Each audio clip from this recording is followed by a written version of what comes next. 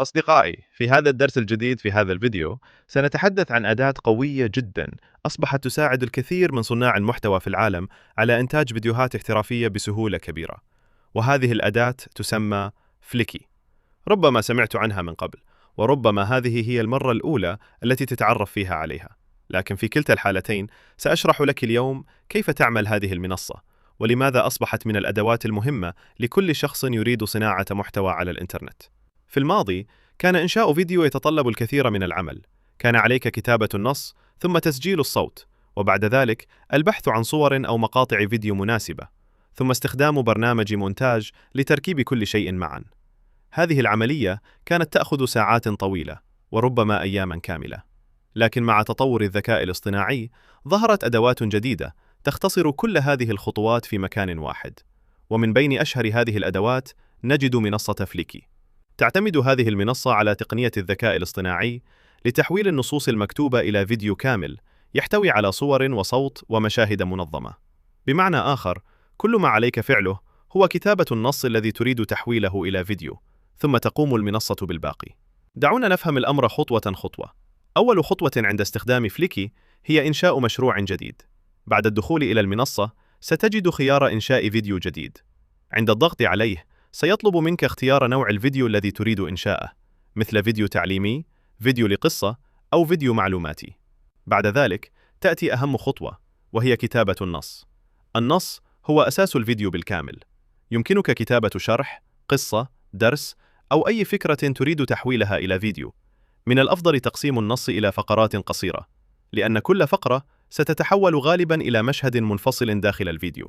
بعد كتابة النص تقوم المنصة بتحليل الكلمات وفهم معناها، ثم تقترح صوراً أو مقاطع فيديو مرتبطة بما كتبته. هذه العملية تتم بشكل تلقائي باستخدام الذكاء الاصطناعي.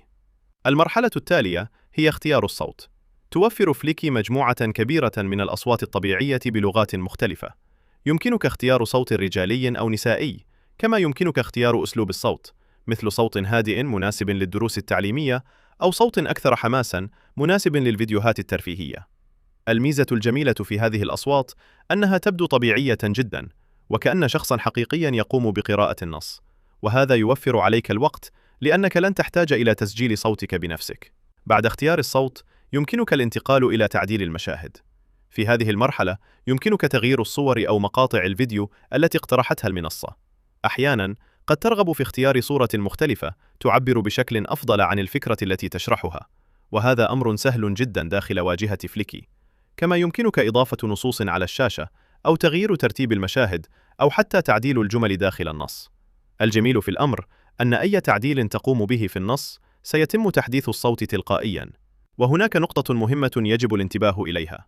حتى يكون الفيديو ناجحاً وجذاباً، يجب أن يكون النص واضحاً وسهل الفهم. حاول دائماً أن تشرح الفكرة بطريقة بسيطة، وتجنب الجمل الطويلة والمعقدة. المشاهد على الإنترنت يفضل المحتوى الواضح والمباشر. ميزة أخرى في فليكي هي السرعة. فبدل أن تقضي ساعات طويلة في المونتاج، يمكن للمنصة أن تنتج فيديو كامل خلال دقائق فقط. هذا الأمر مفيد جدا للأشخاص الذين يريدون نشر محتوى بشكل مستمر على منصات التواصل الاجتماعي. الكثير من صناع المحتوى يستخدمون هذه الأداة لإنشاء فيديوهات تعليمية، أو فيديوهات معلوماتية، أو حتى قصصا قصيرة. كما أن بعض القنوات على يوتيوب تعتمد على هذه التقنية لإنتاج فيديوهات بشكل أسرع. لكن رغم كل هذه المميزات، يجب أن نتذكر أن الذكاء الاصطناعي مجرد أداة. النجاح الحقيقي يأتي من الفكرة الجيدة والمحتوى المفيد.